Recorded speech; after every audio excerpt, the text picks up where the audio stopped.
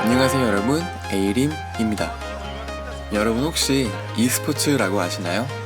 최근 e스포츠는 국내뿐만 아니라 전 세계적으로 매우 열광하고 있고, 대회의 상금 규모의 성장, 게임에서 발생하는 다양한 인프라 뿐만 아니라 최근 프로 데뷔를 위한 입시 학원까지 등장을 하면서 e스포츠의 규모가 얼마나 커지고 있는지를 보여주고 있습니다. 서울올림픽공원 제주 경기장입니다. 그래서 오늘의 주제는 바로 e스포츠입니다. 우리는 데이터 분석 결과를 통해 어떻게 하면 게임에서 승리를 할 수 있을지를 찾을 것입니다. 이번 분석에 사용할 데이터는 바로 유저들의 게임 기록입니다. 데이터는 LOL 메인 홈페이지와 op.gg에서 수집을 진행하였습니다.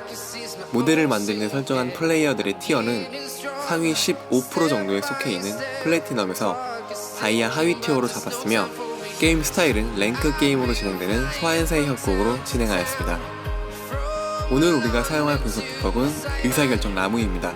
의사결정 나무의 경우 아주 설명력이 뛰어난 모델이며 결과를 해석하기도 무척 쉽습니다. 그렇기에 무엇인가를 설명하기 위해 많이 사용되는 모델입니다. 의사결정 나무의 디테일한 설명을 원하신다면 아래 링크를 타고 제 블로그로 들어와 주세요. 그럼 우리가 사용할 데이터를 살펴보겠습니다. 본 데이터는 총 17개의 변수 중 16개의 원인 변수와 하나의 결과 변수로 구성되어 있습니다. 사실 이러한 분석을 실시하기 전에 어떻게 변수를 잡는지가 무척 중요합니다. 아무리 데이터가 많다고 해도 변수를 잘못 잡으면 그 분석은 의미가 없어질 수도 있기 때문에 여러분도 데이터를 수집하실 때 어떤 변수를 잡으면서 진행을 하실지 천천히 고민을 하시고 많은 사람들과 이야기를 나눈 후에 데이터를 수집하시기를 바라겠습니다. 데이터의 양은 총 300게임에 대한 기록이며, 제가 선정한 데이터의 원인 변수는 연속 킬수, 챔피언에게 넣은 데미지, 타워에 넣은 데미지, 치유량, 아픈 데미지, 와드 설치 개수, 부순 와드 개수, 제어 와드 부순 수, 미니어 처치 수, 중립 몬스터 처치 수, 허블, 첩포탑, 전령, MVP 여부, 승리. 입니다. 결과 변수는 플레이어가 승리를 했는지에 대한 여부입니다. 그리고 분석에 사용한 언어는 R입니다.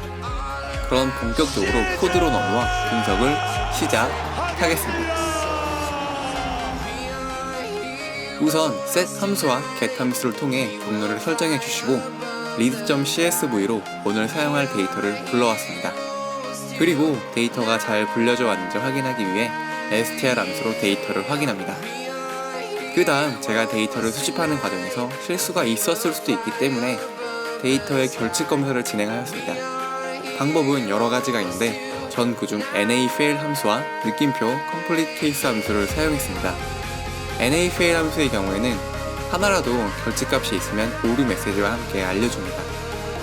이렇게 찾은 결측 여부는 느낌표 complete case를 통해 자세하게 확인을 할 수 있습니다. 이렇게 결측치가 발생하는 경우에는 몇 가지 해결 방법이 있습니다. 첫 번째, 결측값이 있는 라인을 제외해버리기. 두 번째, 결측값을 0으로 수정하기. 세 번째, 평균으로 수정하기 등이 있습니다.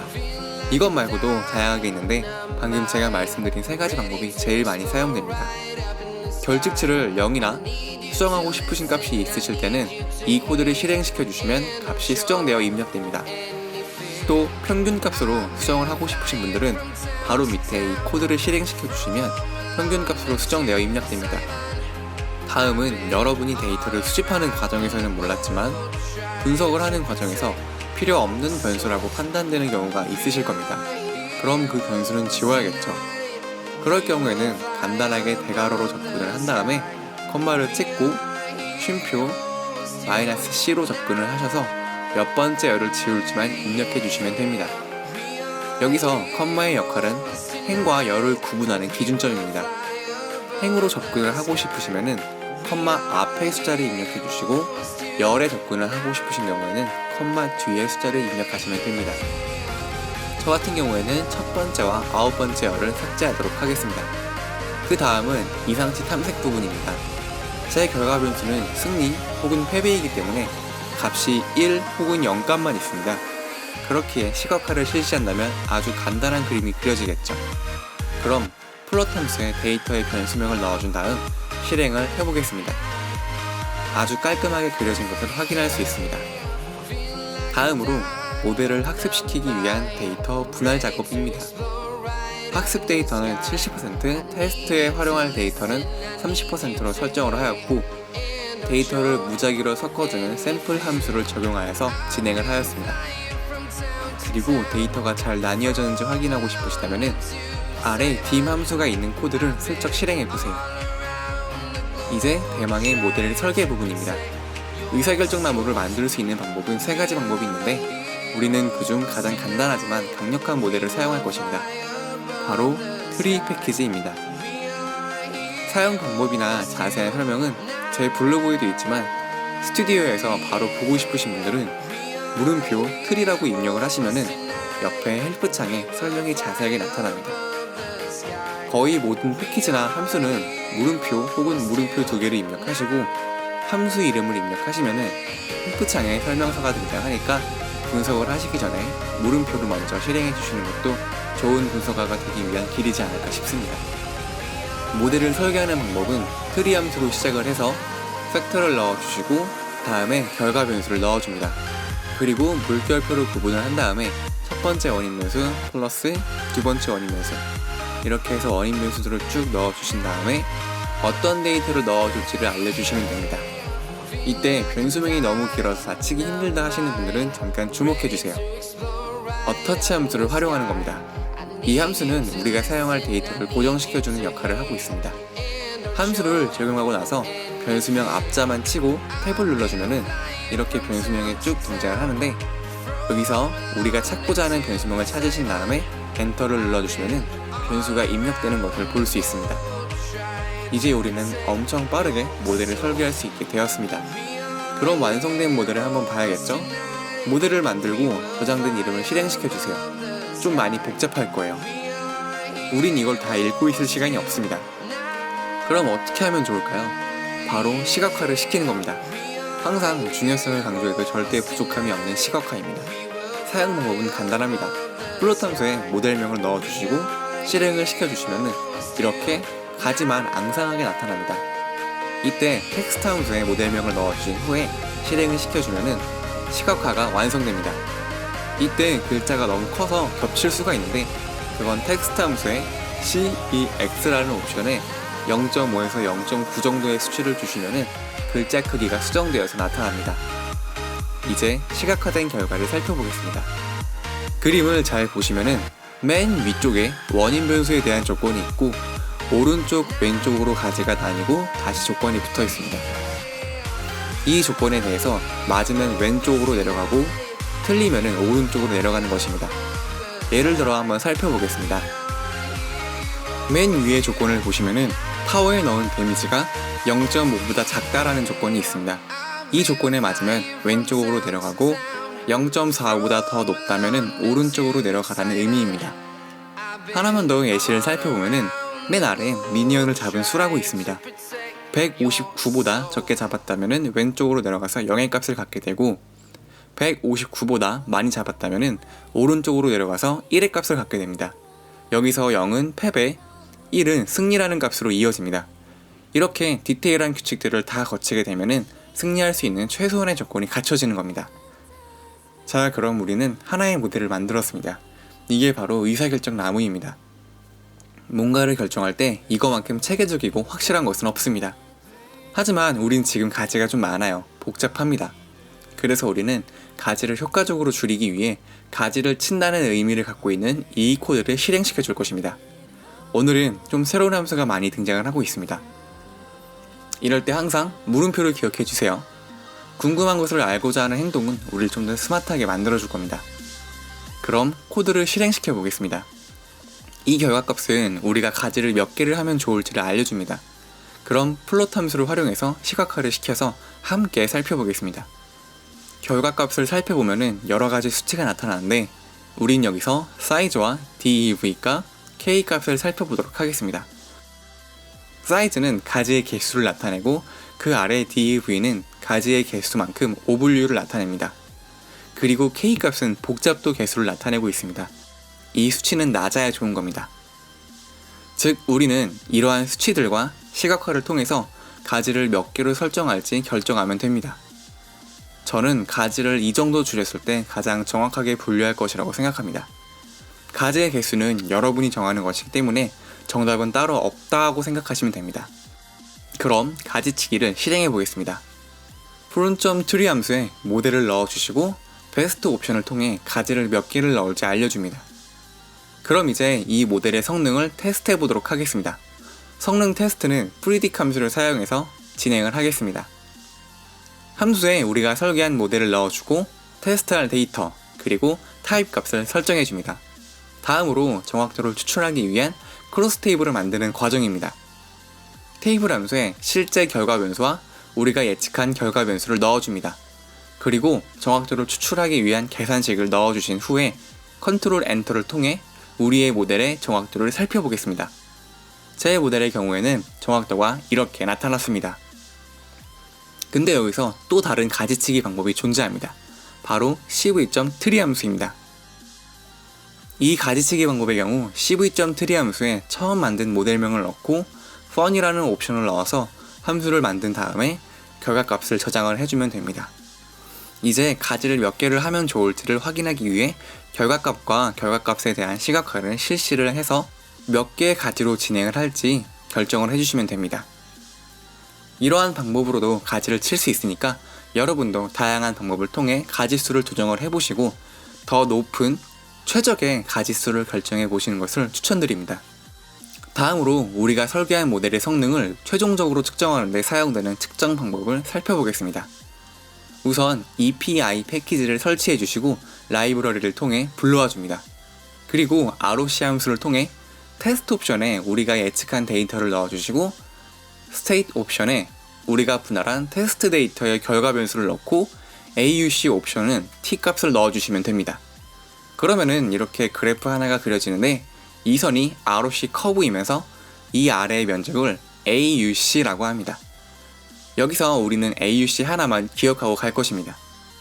그래프를 보는 방법은 다양하게 있는데 우린 여기서 AUC 값이 높으면 좋은 모델이다 라는 것만 알고 가도록 하겠습니다. 이제 우리는 우리가 만든 모델을 가지고 재밌는 실험을 하나 해보도록 하겠습니다. 바로 게임 플레이어에 대한 데이터를 통해 게임의 승패 여부를 맞춰보도록 하겠습니다. 실험에 참여되는 소환사는 비산동 이노키오라는 소환사명을 가진 유저입니다. 그냥 게임에 대한 데이터를 눈으로 봤을 때 이 경기에서는 서포터로 활동을 하신 것 같고 아이템도 잘 가셨어요. KDA가 좀 아쉬운 걸로 봐서는 진 것 같기도 하고 이긴 것 같기도 하고 조금 애매한 수치입니다. 그럼 이분은 실제로 졌을까요? 이겼을까요? 우선 데이터 프레임을 만들어줍니다. 프레임에 원인 변수 값도 채워줍니다. 그리고 예측을 위한 프리딕 함수를 만들어줍니다. 옵션으로는 가지치기 하기 전에 모델을 넣어주고 우리가 새롭게 만든 데이터 프레임 그리고 타입을 설정해 주셔서 함수를 완성시킨 다음 컨트롤 엔터를 누르면은 예측값을 알려줍니다. 예측 결과는 승리를 했다라고 예측을 하고 있습니다. 그러면 실제 경기 결과는 어떤지 살펴보도록 하겠습니다.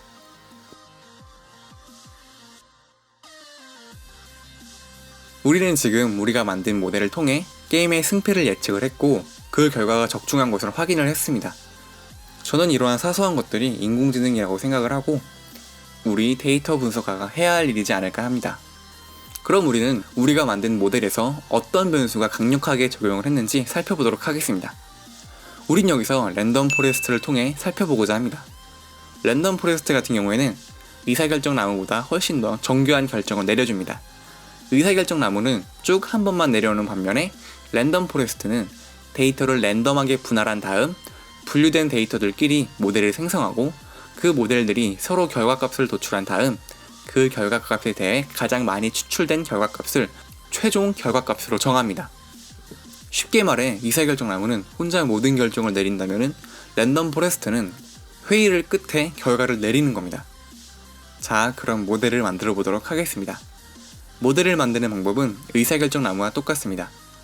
함수명을 넣어주고 결과 변수, 물결표, 첫 번째 원인 변수 플러스 두 번째 원인 변수 그 다음 우리가 사용할 데이터. 근데 여기서 끝이 아니라 이 i는 좀 더 옵션 값을 줄 수 있습니다. M3라고 하는 옵션은 랜덤 포레스트를 모델링 할 때 우리가 준 원인 변수 중에서 우리가 설정한 숫자만큼 중요한 변수를 뽑아서 모델링을 하는 것입니다. 설정 값을 주지 않아도 무방하니까 줘도 되고 주지 않아도 상관없습니다. 다음으로 엔트리라는 옵션 값을 살펴보겠습니다. 예를 들어 설명을 드리면은 숲을 몇 개 나무로 구성할 것이냐입니다. 이름에서도 아시겠지만 이 모델은 숲이라는 단어를 의미를 하고 있습니다. 그래서 우리는 몇 개 나무를 심을지를 알려주어야 합니다. 그 값을 주지 않으면은 500개가 기본값이고 보통 500, 1000, 1500, 2000 이렇게 많이 줍니다. 값은 여러분이 마음껏 주셔도 상관없습니다. 단 숲에 나무가 많아지면 그만큼 계산량이 늘어난다는 것만 주의해 주시면 됩니다. 그 다음 여기가 중요한데요. 인포넌스라는 옵션에 t라는 값을 넣어주셔야 합니다. 여기서 이 값을 주셔야 중요한 원인이 뭔지를 알 수 있습니다. 자, 이렇게 모델을 만들고 인포넌스라는 함수에 모델 이름을 넣어주시면 또 다시 수치가 뜹니다. 우리는 모든 결과를 시각화할 거예요. 그게 보기 편하니까요. 그럼 밑에 있는 이 함수에 모델 이름을 넣어주시면 이렇게 중요한 변수들을 알기 쉽게 보여줍니다. 이때 두 가지 기준으로 보여주는데 두 가지 기준 모두 중요한 원인 변수를 알려주는 수치입니다. 제 분석 결과에 따르면 승리의 가장 중요한 요소는 바로 타워에 넣은 데미지입니다. 요즘은 게임 속도도 빠르고 애초에 게임 장르가 넥서스를 파괴하면 이기는 게임이기 때문에 포탑에 넣은 데미지가 가장 중요하다고 나타난 것입니다. 다음으로 에이스의 여부입니다. 이 수치는 우리가 게임을 다 마치고 나서 아군이나 상대편에게 칭찬을 받았는지에 대한 여부입니다. 이것에 대해 해석을 하자면 승리를 위해서는 팀원이나 상대방에게 칭찬을 받아야 할 만큼 좋은 플레이를 보여줘야 한다는 의미입니다. 하나만 더 살펴보도록 하겠습니다. 다음은 받은 피해량입니다. 이게 높다라는 의미는 게임을 하는 데 있어서 탱킹을 잘 해야 한다는 의미로 해석될 수 있습니다. 그럼 총 정리를 하자면은 게임에서 승리를 하기 위해서는 포탑을 잘 부숴야 되고 탱킹도 잘하면서 칭찬도 받아야 할 만큼 좋은 플레이가 있어야 한다는 겁니다. 그리고 퍼블은 승패에 영향을 거의 주지 않는다는 것을 알 수 있습니다. 우리는 이러한 결과를 통해 앞으로 게임을 할 때 처음 죽었다고 해서 절대 기죽을 필요가 없고 좋은 플레이만을 생각하시면서 게임을 하면 된다는 것을 알게 되었습니다. 여러분도 다음에 게임을 하실 때 어떤 특성이 게임의 승패에 유리할지 아니면 플레이할 때 정말 중요한 것은 무엇인지를 잘 생각하시면서 플레이를 하신다면 더 높은 티어로 가는 것도 그렇게 어려운 것은 아니지 않을까 합니다. 어떠셨나요? 오늘 우리는 무언가를 결정하거나 누군가에게 설명을 할 순간에 아주 뛰어난 기능을 하는 의사결정 나무를 배워봤습니다. 우리가 분석한 결과를 통해 중요한 원인 변수들이 무엇인지를 잘 생각하시면서 더 높은 티어를 향해 달려가시기를 바라겠습니다. 오늘 영상은 여기까지입니다. 감사합니다. 지금까지 에이림이었습니다.